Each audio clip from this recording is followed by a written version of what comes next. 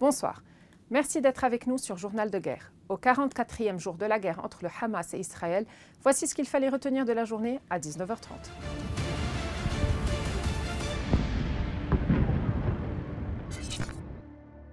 Nous commençons avec la situation à la frontière libano-israélienne. Les affrontements à la frontière sud ont repris dimanche dans la matinée après un calme précaire tôt le matin. Une frappe israélienne a ciblé la région de Khirbet el-Khazra dans la localité de Ait al-Shab où des obus sont tombés près des habitations. Des tirs d'artillerie israélienne ont aussi été signalés dans les régions de la Bouneh et de Ter Harfa ainsi que dans les zones boisées de Naoura. Plus tôt dans la journée, l'armée israélienne avait visé Maroun el-Ras, Aïtaloun, Qawza et Jebbain dans le secteur ouest. De son côté, le Hezbollah annonçait avoir tiré sur le site de Dheira et le point de Jarda avec des armes appropriées. Il a également déclaré avoir ciblé un rassemblement de soldats israéliens à Jal el-Alam, affirmant qu'il y a eu des blessés parmi ces derniers. Il a ensuite annoncé avoir attaqué des soldats israéliens qui effectuaient des travaux de maintenance sur le site d'Al-Madj.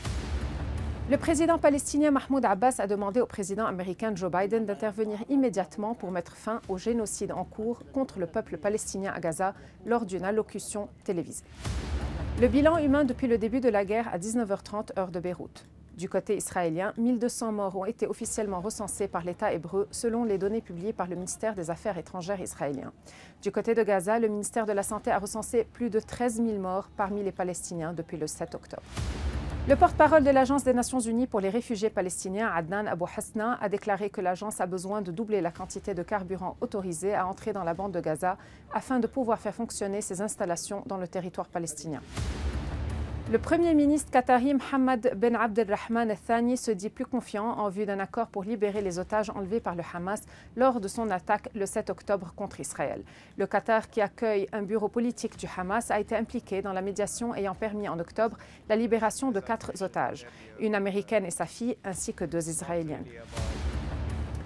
Plus de 30 bébés prématurés évacués du plus grand hôpital de Gaza, l'hôpital Al-Shifa, reçoivent des soins à l'hôpital Emirates de Rafah, dans le sud de la bande de Gaza, avant leur transfert prévu lundi vers l'Égypte. Selon l'OMS, quelques 2500 personnes déplacées qui avaient trouvé refuge à l'hôpital Al-Shifa, ainsi qu'un certain nombre de patients et de personnels médicaux, l'ont quitté samedi après en avoir reçu l'ordre par l'armée israélienne. L'armée a nié avoir ordonné l'évacuation, assurant seulement avoir répondu à une requête du directeur de l'établissement. Merci de nous avoir suivis sur Ici Beyrouth. On se retrouve demain pour un autre résumé de la situation. Vous pouvez suivre toute l'actualité concernant cette guerre sur notre site web www.icibeyrouth.com sous la rubrique Guerre Israël-Hamas ainsi que sur tous nos réseaux sociaux.